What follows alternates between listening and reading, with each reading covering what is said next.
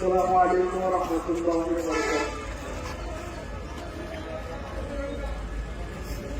পৃথিবীর মধ্যে সবচেয়ে নিষ্ঠুর সিদ্ধান্ত মৃত্যু।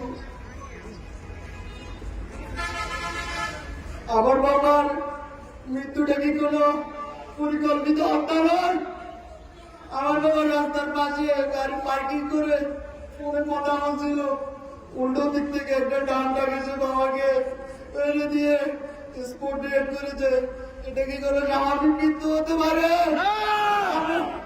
এটা একটি কোনো পরিকল্পনা মৃত্যু। আমি এটা সুস্থ দায়িত্ব করে প্রশাসন এবং আমির আঙ্কেলের মাধ্যমে যথাযথভাবে আমার আব্বু আমার পরিবার একটি সুষ্ঠু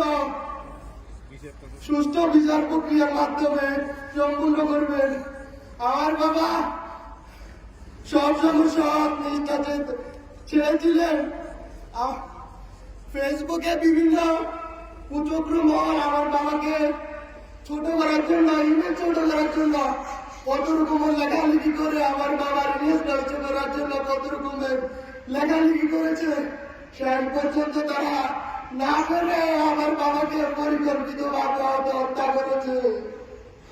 আমি সুস্থ বিচার চাই। আমাকে আবার ফ্যামিলিকে বানিয়েছে।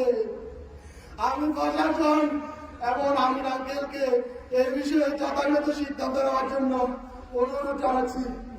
আমার আব্বু আপনাদের সাথে চলাফেরার মাধ্যমে কোনো যদি ভুল ত্রুটি করে থাকে আমার আব্বুকে মাফ করে দিবেন। আমার আব্বুকে মাফ করে দিবেন। আমার আব্বুকে মাফ করে